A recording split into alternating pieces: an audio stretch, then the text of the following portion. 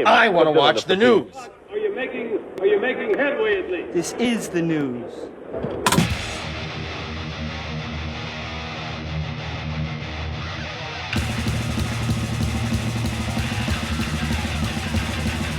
Schmack-a-magob, it's time for the only news that matters. And when Alex Lifeson recently chatted with the Ultimate Guitar as part of the On the Record video series, they said Rush is known for some challenging songs and parts, but can you single out one song that was the most challenging to record?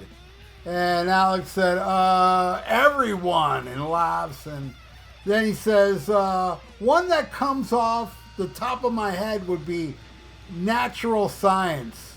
That's pretty intense playing. And in the studio, we play things a million times before we were confident that we could get the best take. So playing that particular song a million times was challenging.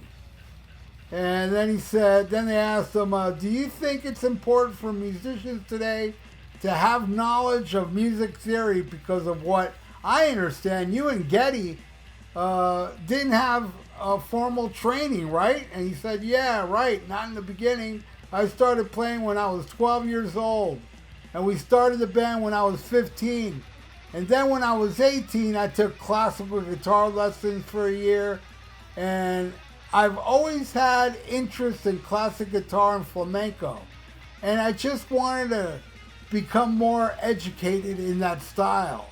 So I took lessons with a friend of mine that was an instructor who'd been in a motorcycle accident, actually. And he was laid up for over a year because of the accident.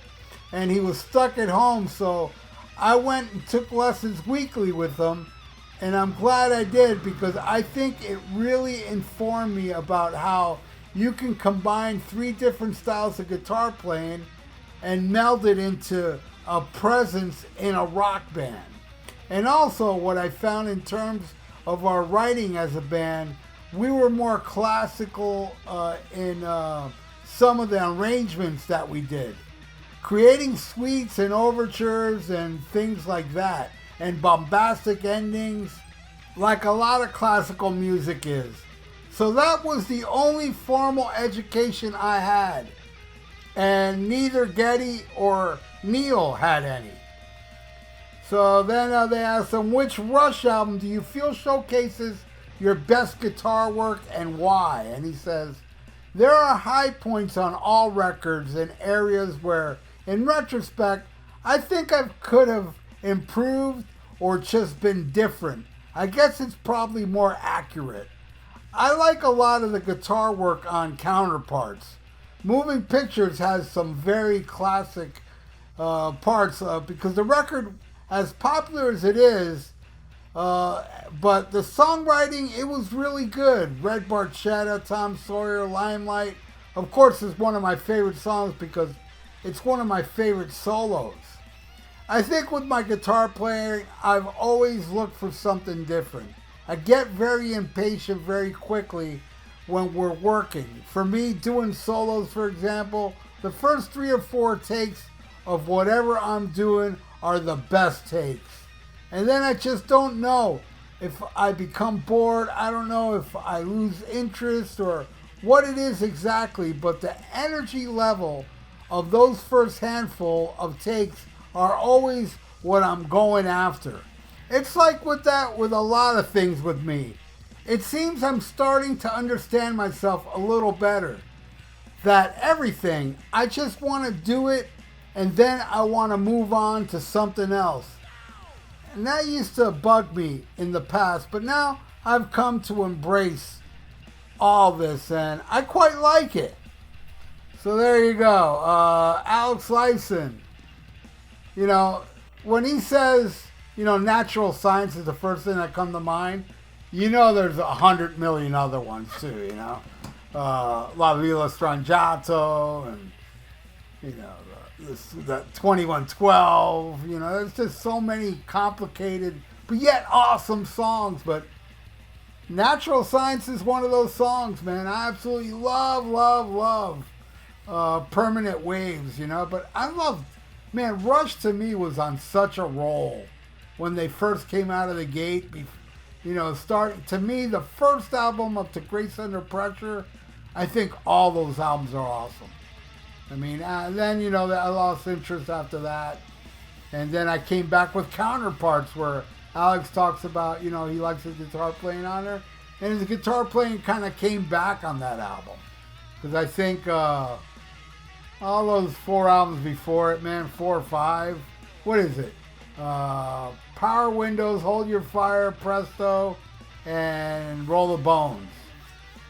Those are, I know there's a lot of fans of Presto and, you know, Roll the Bones and stuff, but man, I have tried to get into those albums, and it just doesn't work. I mean, and I'm also talking about like none of the songs, except The Pass. The Pass is the only song out of all those albums I actually liked. The other ones, man, it just doesn't resonate with me at all. But speaking of Natural Science, hey man, not just me, but what if we all that are fans of the album Permanent Waves, what if we all of us now rank it? All right, I'll go first. And then, you know, you all go next, because after all, you know, you already heard my ranking before you put yours. So here it is, and they are 6 songs, and I gotta tell you, I love all 6 songs. It's just I love some more than others. So at number 6, I'm gonna go with Different Strings. Love it, but man, I like all the other songs more. But I do dig it. Number 5, Entre Nos. I know I'm not pronouncing it well, but it's a great song. It's kind of like a happy tune in a way, you know? It's a very uplifting tune. It's a little, it's like the happiest Rush song up to that point, I think.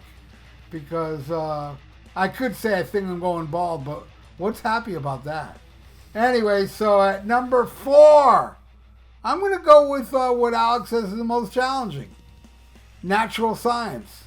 What a great ending to a great album. And, you know, after Hemispheres, it's like, goddamn, they got so proggy and stuff that on this album, I think they were kind of focusing on not being so proggy, but they kind of failed. In a good way, though. But there's a lot of proggy. It wasn't until like the next album, even the next album was Camera Eye, but still, you know, it got a little more refined here, and a couple songs. But definitely not Natural Science. That's as proggy as you can get on this album. And it's as proggy as anything on Hemispheres, in my opinion. Anyway, that is my number 4. At number 3, Jacob's Ladder. Man, I love that damn song, man. And I was lucky to see them do that way back in the day when I saw the moving picture Tour Twice. I got them do Jacob's Ladder. And I did see it later on, too. I know they played it at one of the shows I saw in the later years. Great damn song, man. Proggy as hell, you know. But my top 2 are very refined songs. Not proggy, pretty straightforward, and kick-ass. And the 2 hits off the album are my 2 favorite songs off the album. At number 2, I'm going with Spirit of the Radio. And I love those lyrics, man. Neil was awesome. You know, glittering, prizes, and endless compromising. Challenge the illusions of integrity. That's so awesome, man. And that riff, that little thing that Alex does in the beginning of the song, and Getty coming in, and the drums, oh, forget it. Love Spirit of the Radio.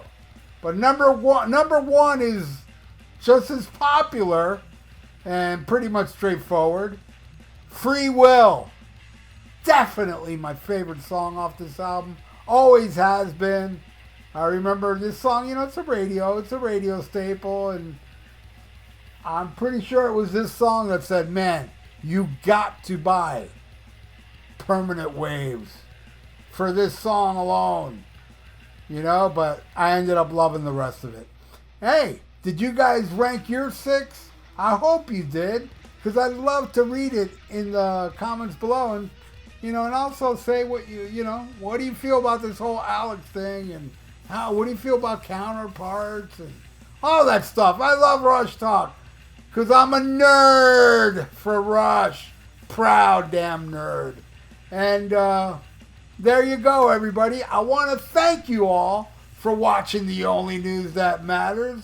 I really do appreciate you all. I hope you're subscribed to my channel, because if you're not, please do so.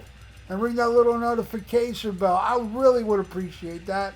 And like the video. It's good for the YouTube algorithms. So stay frosty. Listen to Black Sabbath and smack 'em a gob. Farewell and adieu to you fair Spanish ladies. Farewell and adieu, you ladies of Spain. For we've received orders for to sail back to Boston. And so never more shall we see you again.